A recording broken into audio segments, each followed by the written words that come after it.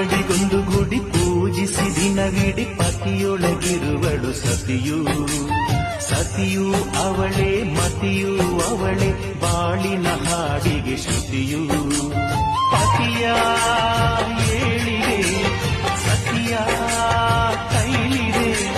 ಪತಿಹಿತವೇ ಸುಖ ಮಾಂಗಲ್ಯವೇ ಮುಖಕ್ಕೆನ್ನುವ ಸತಿಯೇ ಉಸಿರಿನ ತನಕ.